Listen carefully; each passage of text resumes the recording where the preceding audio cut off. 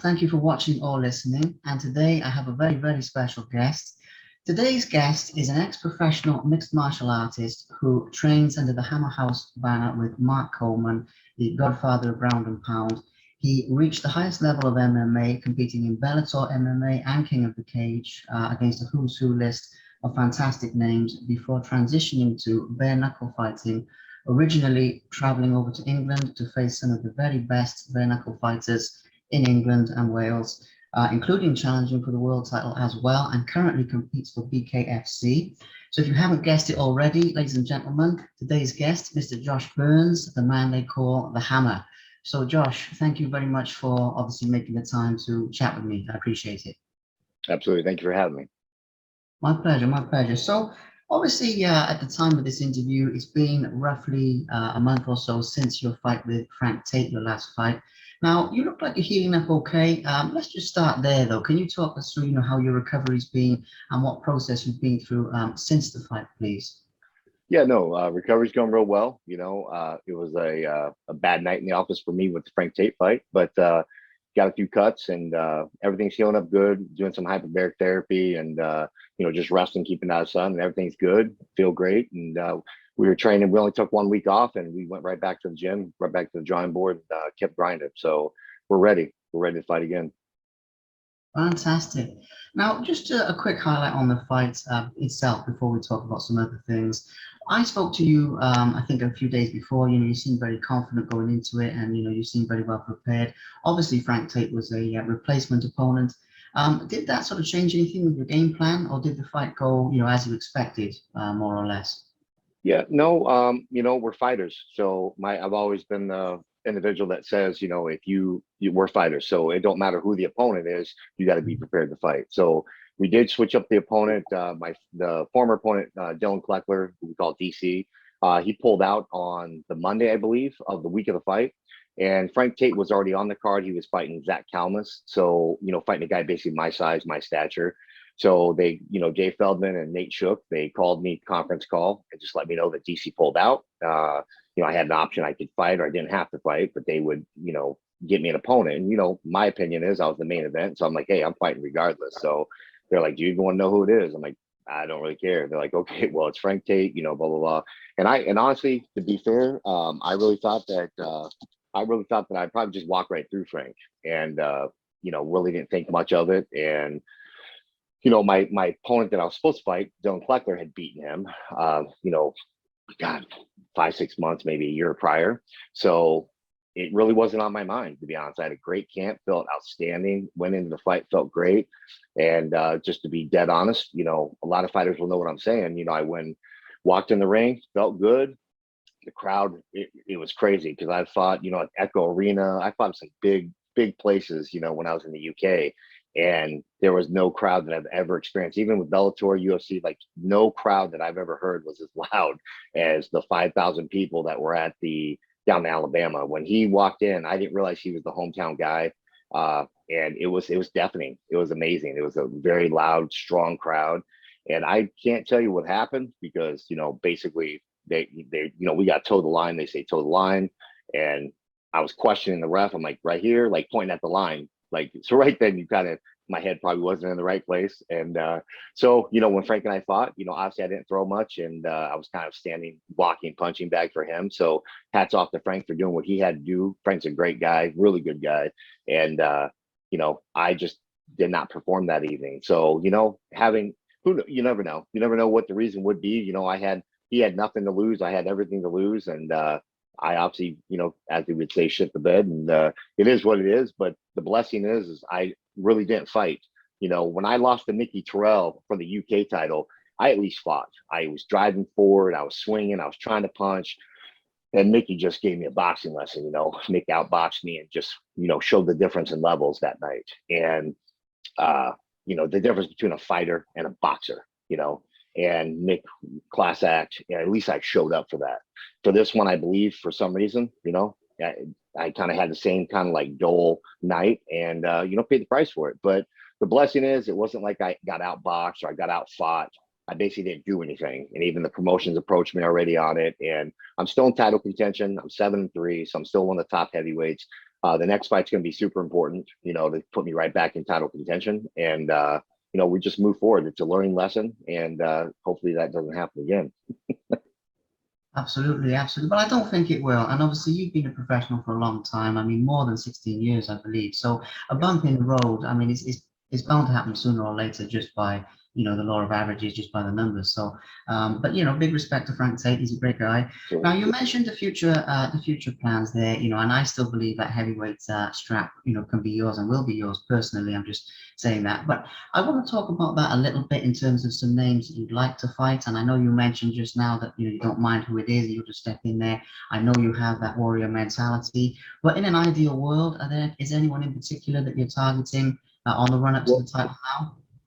well, at this point, it's probably shame on me. Mark Coleman talked to me a little bit after the fight because he was sick. He wasn't able to come.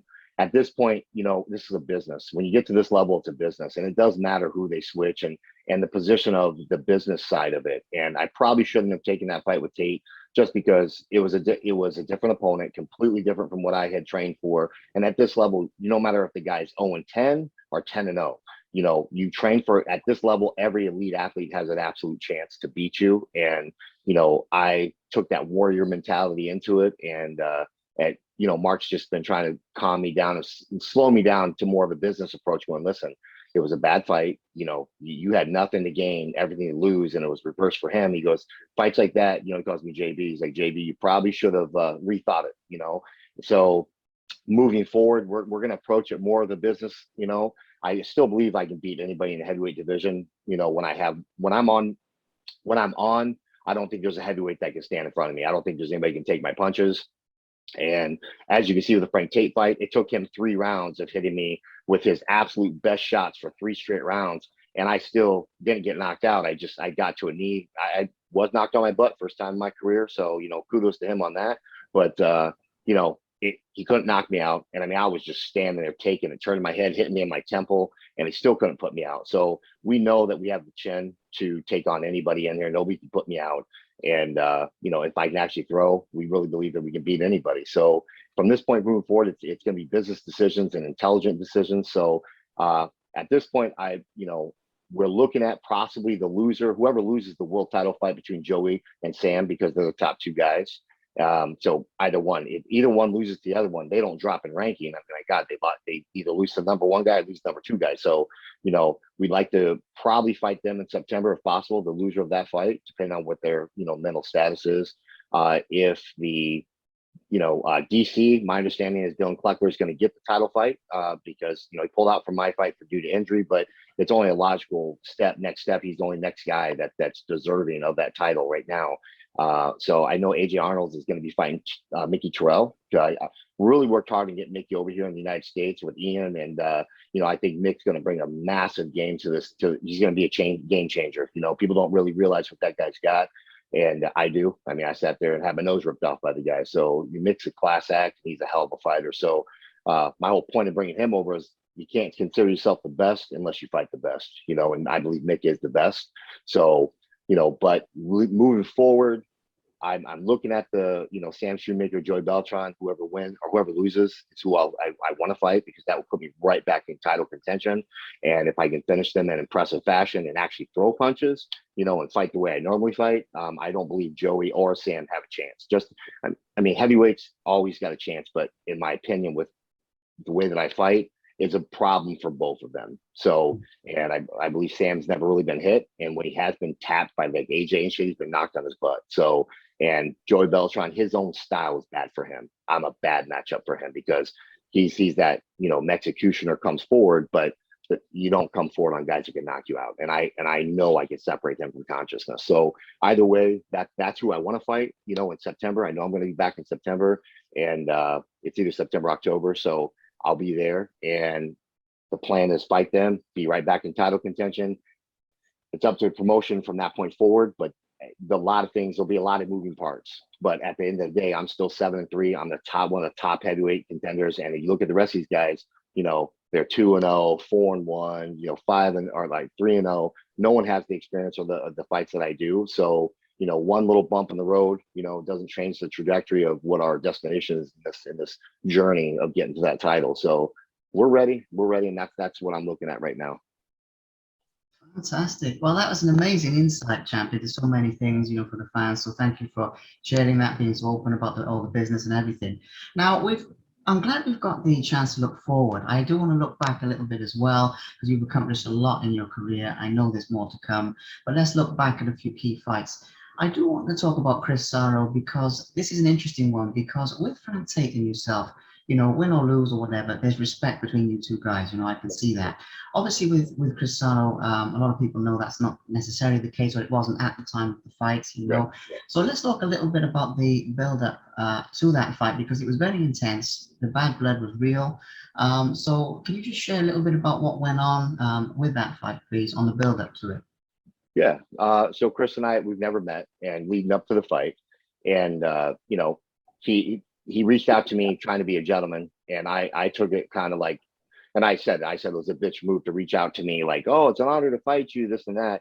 And to me, I'm old school. So to me, I'm not reaching out to my opponent. I want to rip your throat out. Now, when the fight's done, we can be boys.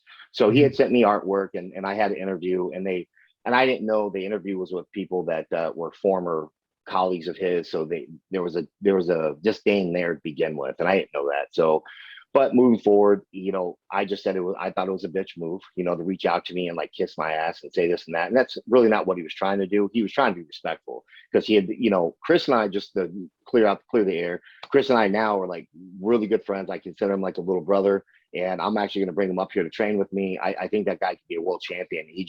I just think that he needs the proper camp with the right tools, and that guy could be unstoppable. I mean, I even said it when I fought him. When Chris and I fought, I joked with my coaches and Coleman in the background, and I said, after watching how it went, I go, thank God, because I started slow. I said, thank God Chris wasn't throwing down the middle, because there's a couple times where if he had thrown straight, two right down the middle, I would have ate it, and who knows what would have happened. So, but yeah, we had some real animosity going back and forth, and there was some internet stuff, and Chris, I think Chris is newer to being a professional, from after speaking with him, and he's an animal. I mean, he's a fighter through and through. He's just a fighter. So, he tries to do the best he can, but sometimes his emotions get better of him. And that's what I'm trying to work with him now, like as being his big brother, trying to help him, learn how to curve those so people don't get a negative, view of you, because people take things on the internet so seriously, and because you know how it goes. Oh, if it's on the internet, it's real,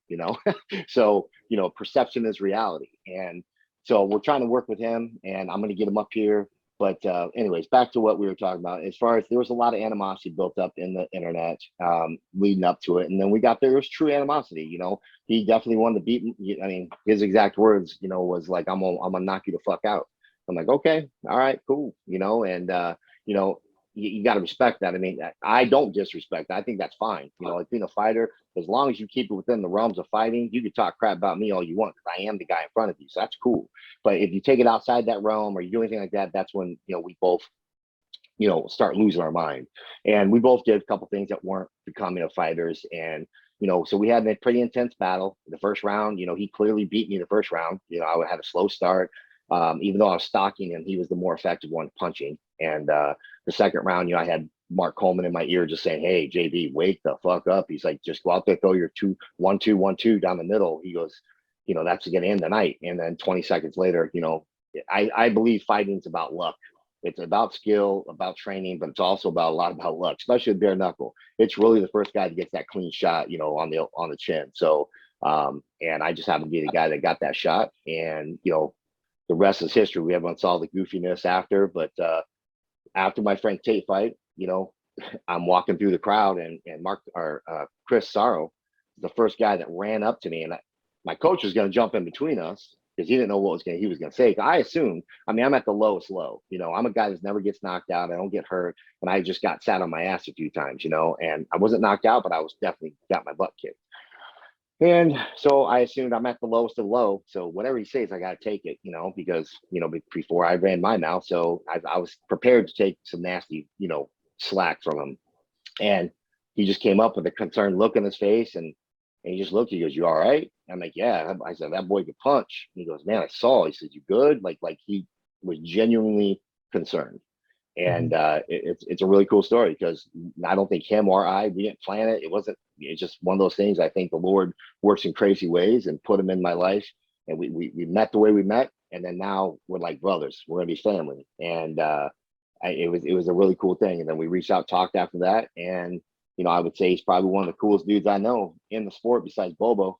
You know, so Bobo's my boy, and Saro's right there, close second. So it's gonna be cool. It's gonna be as we say, we call back in the '80s, you had the Bash Brothers with the Oakland A's, which was Jose Canseco and Mark McGuire, calling the Bash Brothers. Hitting all them home runs, and so we joke, Crisaro and I joke about it.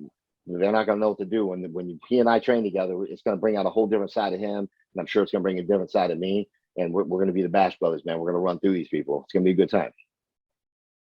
Fantastic. Well, again, it's a wonderful insight into what the fans don't always see, because we saw the bad blood. It's great news that's not only water under the bridge, but you guys are tight now and helping each other out. So that's wonderful. That's a real testament to the sport, I think. Yes. So I know we're moving around in time a little bit here, but I actually want to go back in time a little bit further now to what it was in the beginning that attracted you to bare knuckle fighting, because obviously you were very successful in MMA. I know you've covered this in a few interviews, but just for anyone that doesn't know this one, what it was that inspired you to take that transition, because you were doing this before it was cool, before it was as big as it is now. And I know it was still big in the UK then, but in a lot of places it wasn't like it is now, but you still wanted to do it. You still wanted to do bare knuckle. You were still coming over here facing the very best guys, and we'll get to that in a moment. But what was it in the beginning that inspired you to make that leap, if you get what I mean? Yeah, to be honest, I did MMA at more of a hobby. I was very blessed. My business was doing quite well. I didn't need money, and I was trying to take care of my boys. And by having my name in the high, in the light, uh, brought more exposure to the guys I was training with. And excuse me. So it was fun, and it was a hobby. And I happened to be decent enough to where I was blessed enough to start my career at 6-1 and Bellator. Well, first I was signed with UFC to fight Gabriel Gonzaga. Gonzaga broke his hand, and then next thing I know, my manager at the time, Brett Baker, I don't know what he did, but he finagled a deal to get me out of the UFC contract and over to Bellator. And from that point on, it was just go. I fought the best of the best that Bellator had, and yeah, I didn't win. I had a hard time. it was a rough road, but it was more of a hobby and fun, and it was just something I did on the side. I was blessed, very blessed financially outside of it, so it was something fun. And I always liked boxing. Boxing's been my sport, and I went up to Detroit and trained under Manny Stewart, the great Manny Stewart who's passed, and Kronk. And they basically said the same thing. Like, look, man, we're done with the Tyson era. He goes, that's why I trained Lewis. There's no Tyson fighter that can beat Lennox Lewis. This is at that time. And I took that to heart. And, so that's why I stayed with MMA. And I still had a fight left on my Bellator contract. And a guy named Shannon Rich, who's a friend of mine, reached out and said, look, man, he goes, I got an opportunity. You want to try this bare knuckle stuff? And I'm like, sounds kind of crazy. What is it? And he's like, well, it's in the UK. He goes, but it's boxing. He goes, there's no gloves. He goes, it's what you like. Because when I fight MMA, most guys won't stand with me. They all want to go to the ground and hug or whatever. So, and I was like, all right, a little nervous, little hesitant, and got the opportunity to go over and fight for BKD at the time. And I fought Harry Miles, my debut, which I lost a decision to, but I didn't realize how much of a badass Harry Miles was. He's actually a very respected, good boxer and great bare knuckle fighter. But it was great. It was crazy. I went over there, I was sick, and I was like, man, I flew 15 hours to come here. I was with my corner, Leroy Johnson, and I told Leroy, I was like, look, I'm not going to not fight. And I told Jim and Joe at the time, were really nice to me at the time. They were like, oh, mate, well, if you still want to fight, and they went, I don't know what they did. They went to the store, got me medication, like for like asthma. I don't even know. But I popped a couple pills they gave me for like congestion, and I still went in fine. If you watch the fight with Harry Miles for 30 seconds, it was a very first 30 seconds of every round were very competitive. We had a great fight. After that, I just went wrong. So the energy kind of fell off, but I just fell in love with it. I fell in love with the sport, and everyone there, all the Welshmen that were there for Harry Miles, like crazy people, but really nice guys, and everybody was great. Jim and Joe were great to me at the time, and Jimmy Sweeney was really nice, and that's when I had come over with Joe Riggs.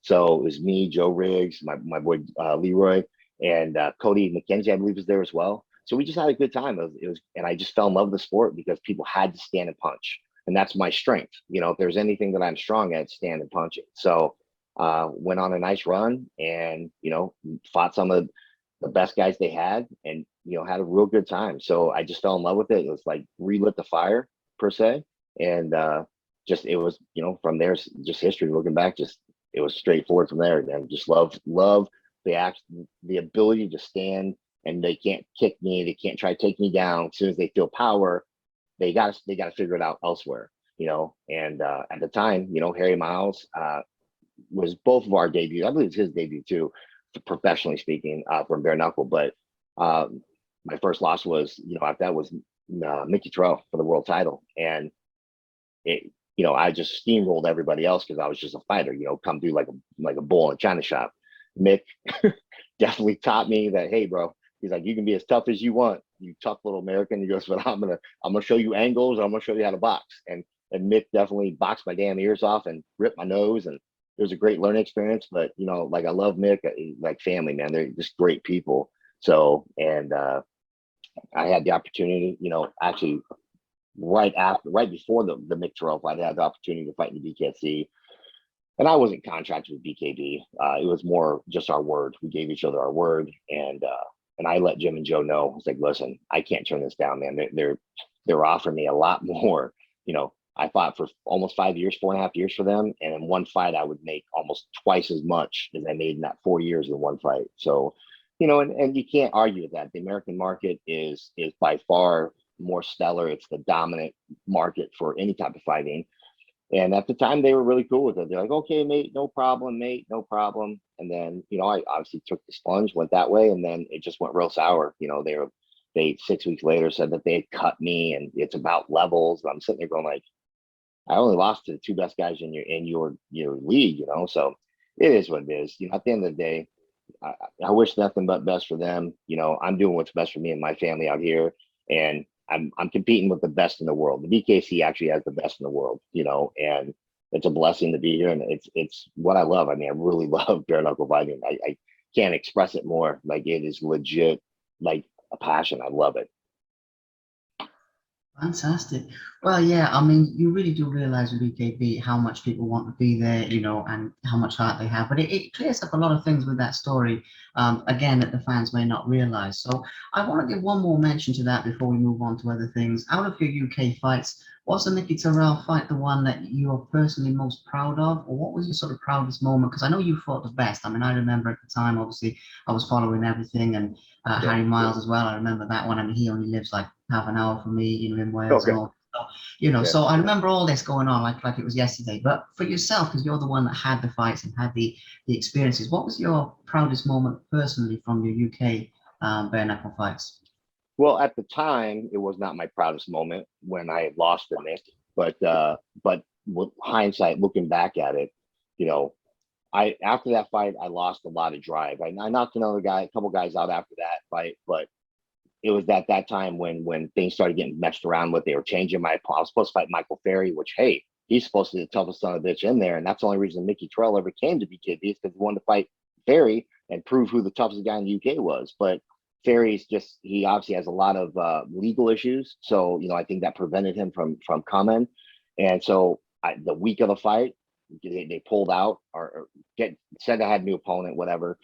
And that fight, I actually flew 15 hours the day of the fight. Flew in the day of the fight, got off the plane, went to the venue to weigh in because you're supposed to weigh in the day of the fight. I'm heavyweight, so it didn't really matter, but I still had to weigh in. Went back to the fighter house, dropped all my stuff off, got a little bit of food, took an hour nap, went back to the venue, and knocked the guy out in like 27 seconds. Really lucky with that fight. And, but after that, it just really started having a foul taste in my mouth that I was just, opponents are switching, the day of the fight, day before the fight, the week of the fight. And if you saw my physical stature when I fought Mick Terrell, I was very positive. My body looked great. I was just prepared for war. And then when you saw my fights after, I started getting kind of a gut. It was hard to stay motivated because I'm like, these guys are messing with me. They just want to see me lose, and they're just switching things up on me. So that's my opinion, and that's how I saw it. And so I would say definitely Mick Terrell, as far as my most proud moment, is knowing that Mick Terrell didn't knock me out, couldn't, and I'm not disrespecting Mick, but he couldn't knock me out. I took his best shots. And I was cut up. I mean, he made me look like an amateur. He cut me up and outboxed me big time. But you know, I took everything he had. I was still moving forward. I mean, uh, Barrington, when he stopped the fight, I was still moving forward. So, and obviously, a lot of Americans that were watching were upset. Like, why the hell? Just because he's American, like my nose bleeding doesn't interfere with vision or anything like that. But you know, I think Big Man just saw that I was getting my ass kicked a lot, so he probably tried to save me a little bit. But that really was probably my most proud moment because I still believe that Nick Terrell is the best heavyweight in the world, honestly, in my opinion. And the fact that I could go with him, he still outclassed me, of course, but I was able to hang with a guy that was a 7-time world champion and just a stud. And he couldn't put me away. He could outbox me and stuff, but I just felt great. That's always gonna be a good moment. Say that I went with Mick, and I'm the only guy that Mick hasn't stopped. You know, besides Cowboy, I think his very first fight, bare knuckle fight. But and Cowboy is a stud too. So that was probably the most proud moment for me is just the fact of standing there hanging with Mick and knowing that I felt on the same level, you know. Absolutely. Fantastic. Okay, so let's move on to a couple of more broader things instead of specific fights. Okay. There's only a handful of things I got anyway, but a few more sort of general interest things. So one of them is I know that your faith is very important to you, but to give this a little bit of context, basically where I'm going with this, you're a nice guy, you're a respectful guy, you respect your opponents, and you're a good credit to the sport. Now, I want to highlight this a little bit because for a lot of people, meeting someone, your size, who's a bare knuckle fighter, ex-MMA fighter from Detroit, some people think that sounds like a nightmare, but fundamentally, you know what I mean? But fundamentally, I mean, we know it's not like that because we're in the fight game, but people on the outside, but fundamentally, you're always respectful, and I know the Cristado thing and all that, obviously, but in general. So how do you sort of maintain that level of humbleness and sort of respect for your opponents, your respect for the fans and all that sort of thing? I know this is moving away directly from the fighting, but you get where I'm coming from, don't you? I mean, you're a credit to the sport. Yep. How do you maintain that every day? Basically? Well, to be honest with you, it's really easy to maintain. If you know, I always call it drink your own Kool-Aid. Don't buy your own hype. You know, and the Frank Tate was a perfect example. Frank Tate came in that fight, no wins, 1 loss, 1 draw, and I was coming in at 7 wins, all knockouts, 2 losses, and Frank Tate put an ass whooping on me. You know, and there's anybody any day can get beat, and you know, I think that the Frank Tate fight proved that. You know, doesn't matter all kinds of dynamics when it comes to fighting, you know, and a lot of it really 80% mental. So I think I was mentally absent that fight, and that's my fault, not Frank's. You know, Frank did what he had to do. So, you know, but that to me is a way that I think I just know that in the back of my head, being in the sport for a long time.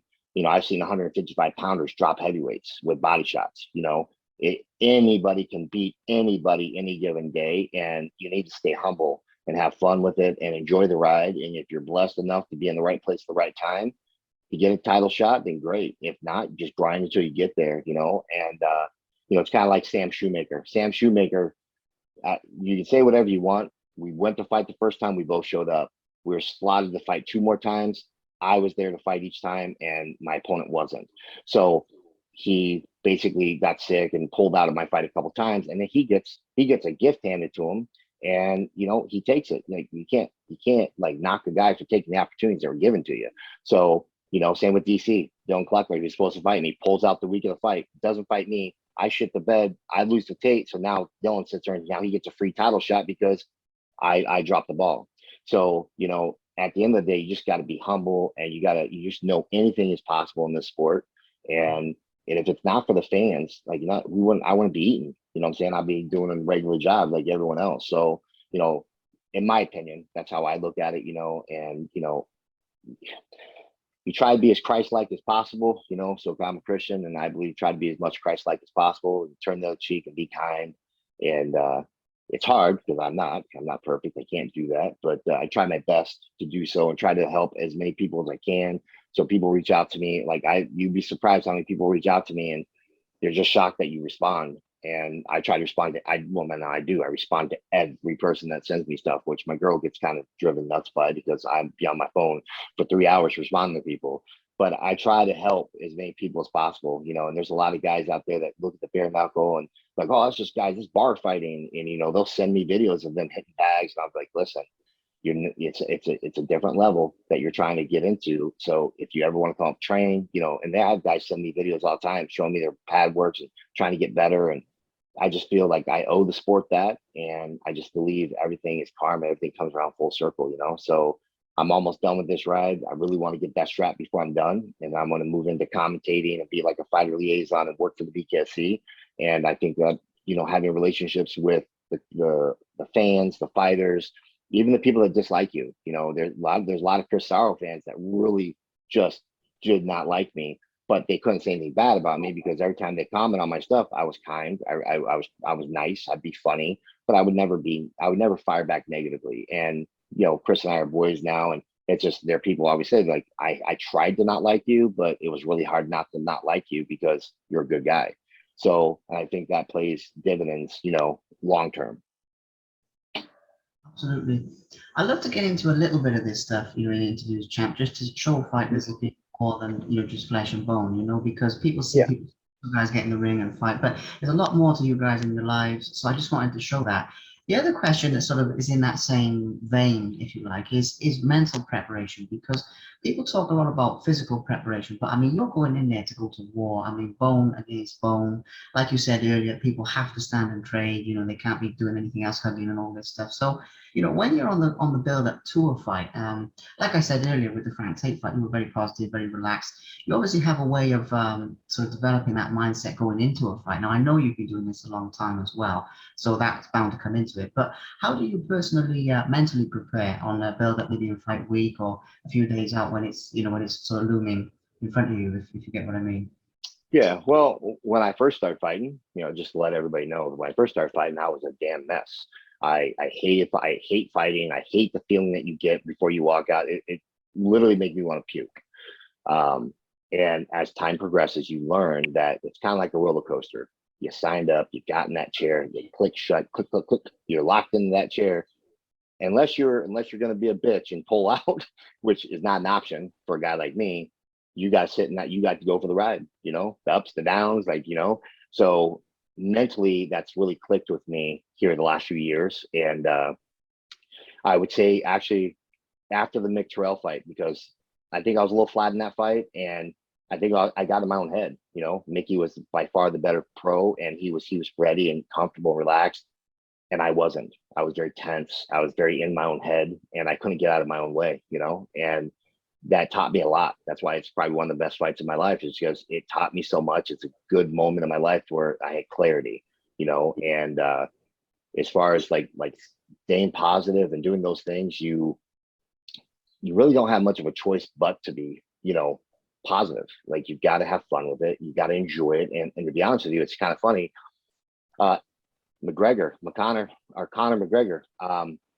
he had said something. It was long. It was before the Floyd Weather boxing fight, but he goes, I realized, like, coming up through this whole thing, and he's a younger fighter than me, so it's funny to watch, learn from someone younger, but you can learn from everybody. And he had said something in an interview where he goes, I realized I wasn't taking it in.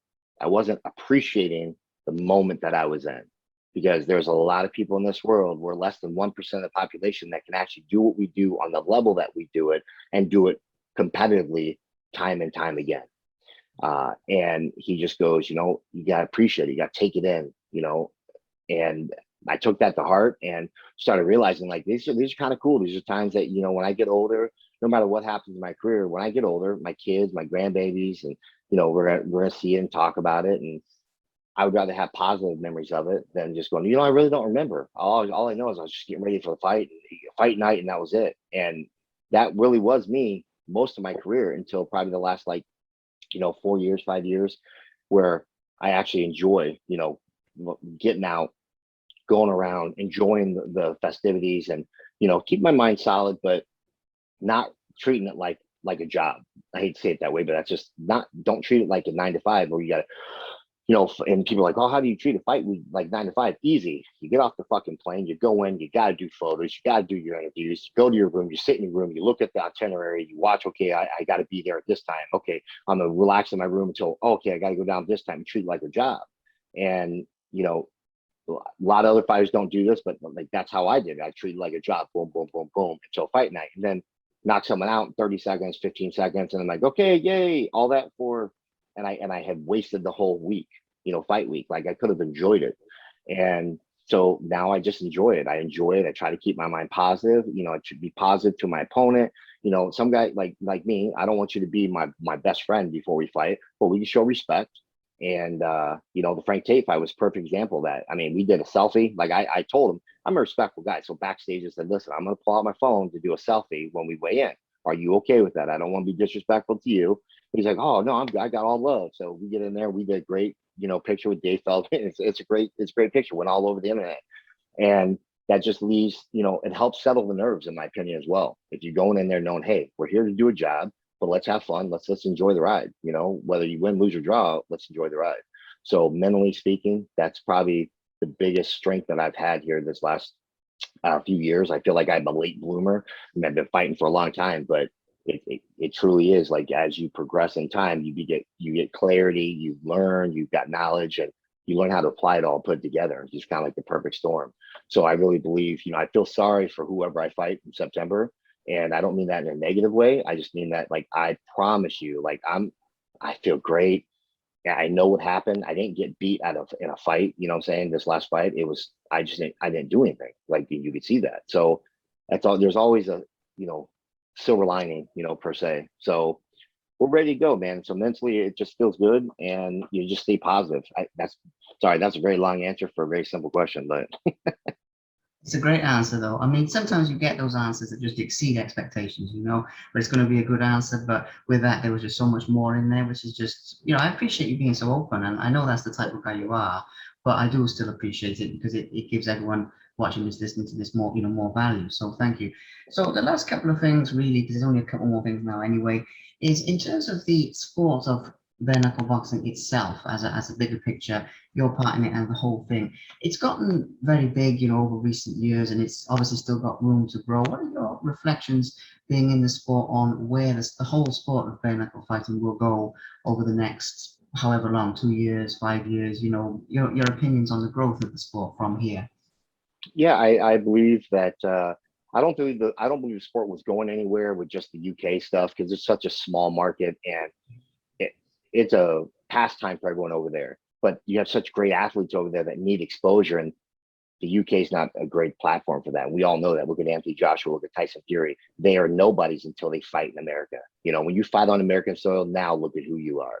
So, and it's the same thing with bare knuckle. I just think that as soon as they got the green light here, and Dave Feldman's been fighting and fighting, we keep getting more and more states to legalize it.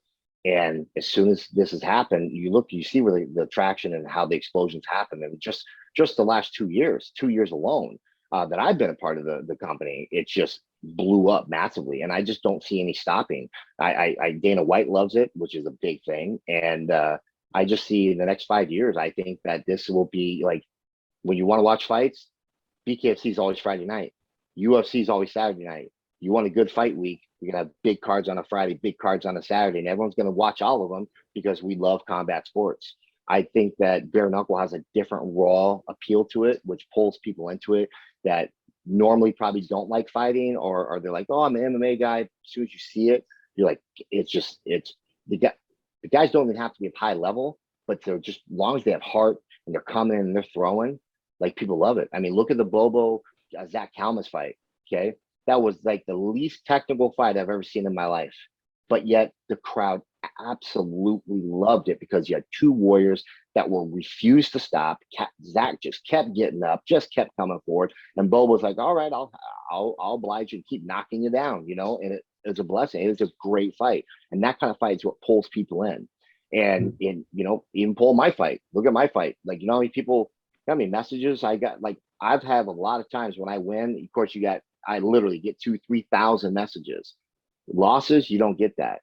This loss, same thing, 2,000-3,000 messages going, oh my Lord, like, you got a granite chin, like, dude, you got heart. Like, it's a benefit. The fans that follow this, they just realize that it's just much more of a sport than MMA, and it's brutal, but it's I don't know, it's like music in action, you like it. You don't have to have a certain genre. You just come there, watch it, and you're just like, I like it. I don't know why, but I love it. Look at the sounds, look at the heart, look at these guys, faces bleeding, getting ripped all over the place, and they're still going. They're pushing, and that's what people love. I mean, they love to see people really push for it. So that's my opinion with the bare knuckle. Fantastic. Yeah, I mean, I just wanted to give a mention to, the whole sport because you've been in it longer than most guys, you've had more fights than most guys, so you've seen that sort of development. So then if we map that forward, it's a great insight as well. So the last couple of things is another one that's sort of an outwardly focused question in a way, but is advice for young fighters because you've been in the game a long time, you've reached a high level of MMA, the high level of bare knuckle fighting, obviously more to come with that.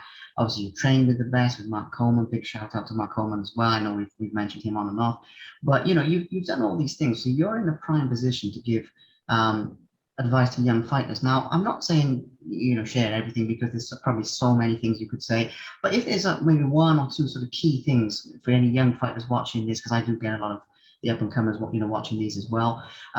What would be sort of one or two sort of key ingredients for success, whether it's in bare knuckle fighting or MMA? I don't mind really, but just anything you'd like to say in the realm of advice, really, champ. Well, I believe that I'm seeing a lot of it now, especially with bare knuckle. Not MMA so much. That people kind of know with MMA, it's been around long enough that they know that you're not just going to get a shot in the UFC or the shot in Bellator. You're going to have to earn your way up. Right now, with bare knuckle being so new, there's a lot of people thinking, "Oh, I'm just they're just going to get a shot, being a tough street fighter." And the problem right now is what I'm seeing. I ran across this the other day actually, and the fighters are guys that want to be a bare knuckle fighter, and their film and their tape on them just looks ferocious. It's just bad. And but you've got guys like it's what's crazy is that not the level of podcasts like you have, but you've got other guys that got goofy podcasts that maybe have 100 people watch it, and these guys that come along, they see that, and that's the guy that will respond because he doesn't have anybody following him, and he's, oh, that's great footage. Let's put that on the internet, or this is great. And they do it and they look just horrible. And I ran across this just a few days ago, and they private messaged me, and I said, listen, and I explained to them, I said, listen, you just can't listen to every Tom, Dick, and Joe that's out there because they might have a podcast that has 500 followers. You need to, in my opinion, contact a professional like at my level or higher, and a coach or something, and go to a gym. If you can get that, most guys in my position, like what I've been finding out, they really don't respond to a lot of people. So you got to go to the gym. But if you can find a guy like me that will respond, I'll be as honest and truthful as possible. I'm not going to blow smoke up your butt, but I'm also not going to shoot you down because anything's possible in this world if you put your heart to it.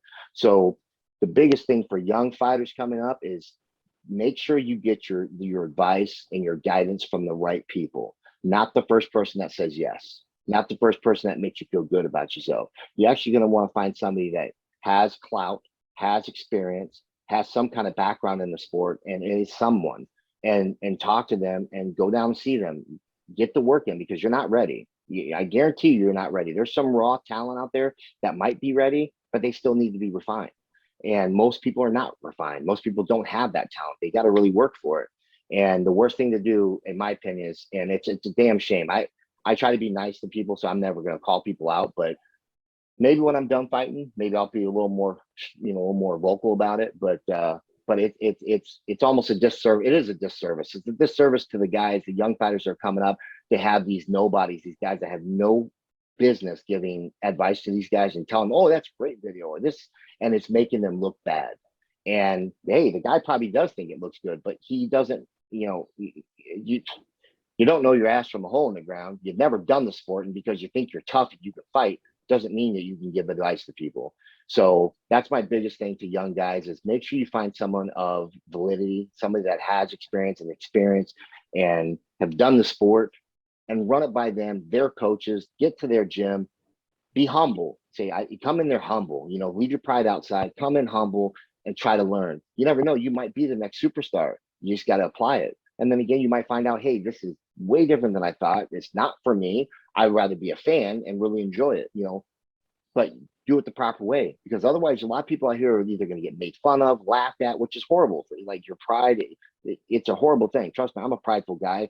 And then I to this day, everyone's like, oh, I don't care. Like these guys, other guys at my level, they're like, oh, I don't care what people say. Well, okay, well then you're either heartless or you're lying, because it bothers me when people critique me or say something bad. I'm like, okay, that sucks. Like, but I'll take it in stride. It's cool, but it's still, I don't care who you are. It still hurts. And if you're a young fighter, to get hurt like that emotionally or mentally before you've even done anything, you don't have anything to fall back on. People attack me. I'm like, okay, cool. You go back to your 9 to 5 job. Let me know when you can even go one round with Nicky Terrell. Let me know so I can fall back on that mentally. These young cats that haven't done anything in their lives, people attack them. What are they going to fall back on? They work a 9 to 5. They really try hard in the backyard, in the bag, but that doesn't mean anything. People laugh at that. So that's why I say, for the young fighters, have the right people guiding you. Try to get the best people you can. So when you are attacked or you do something, you have real people behind you that are telling you, listen, don't listen to them. Let us guide you. You know what I'm saying? Because just like me, I've got the best team in the world, in my opinion. And when such stuff bothers me, my girl, she'll like, look, babe, like chill out, like stop worrying about it. Even though it's still gonna bother me, my coaches, same thing with Mark, Vic, they all say the same thing. Like, look, like Josh, focus on this. Don't worry about that, man. You look good. This. So, I think that the support system is a big deal, and having the proper people behind you, giving you proper motivation that are somebody of worth is a big deal. Wonderful wisdom. That's another one that's exceeded expectations. I knew there'd be a good answer in there, but it's an amazing amount of wisdom because, like I say, you've done it all, so you're in a prime position to share that. So again, great value for the young guns, coming up, and great value for anyone really in the fight game. So the last thing, Champ, in terms of questions, we've covered more than I thought actually, and I mean that in a good way because you're such an open guy and you've shared so much. The only other thing left to say really is there anything you'd like to say to your fans and your supporters and anyone really that's, been part of Team Hammer, supported you? I have for many years, but anyone else watching this, anything you'd like to say to them at all? Anything that comes to mind? Well, yeah, of course. I just thank all my fans, and even people that don't like me. Thank you all, because it wasn't for them, I wouldn't be where I'm at. And I thank obviously my card, my card, geez, my team, the great team, Mark Coleman, Vic, all my training partners, there's great guys. Without them, I wouldn't be where I'm at. And, even though, we don't get along now, I don't care for them, but even BKB, I appreciate Jim and Joe, because if it wasn't for them, I would never got to taste the blood and the passion that I have for bare knuckle without them. So we might have gone different ways now, but wish them nothing but success. And thank you to them for bringing me on. And then guys like Nick Terrell, Harry Miles, Mark Evans, who's over there in the UK. Like, these guys are just constants in my life that are positive. They always support me. They show love.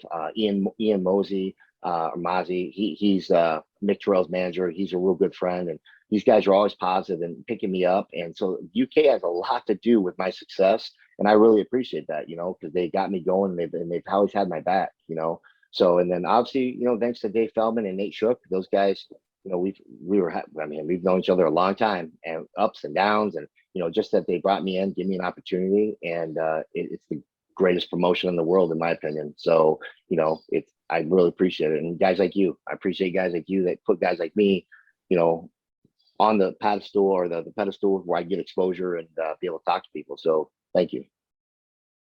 Well, thank you, Champ. It's been a real pleasure today, a real honor. It's been a dream come true for me personally, because I respect everyone I interview, but I followed your career for a long time, so it's sort of extra special. And you've still got a lot of fans over here in the UK, obviously in the States as well. And like I said at the beginning, I still believe that heavyweight strap will be yours real soon. So once again, thank you for making the time, and I really appreciate it, brother. God bless you. Thank you. Thank you, brother. Have a good one.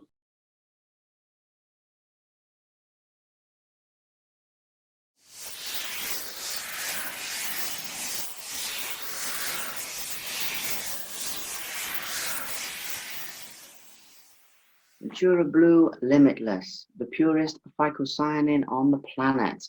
This is taking the sports industry by storm, with multiple world champions, Olympians, and many other world-class athletes, all the way down to your regular gym goers and fitness enthusiasts, even amateur athletes, using this product to maximize their potential and move a step closer to the life of their dreams.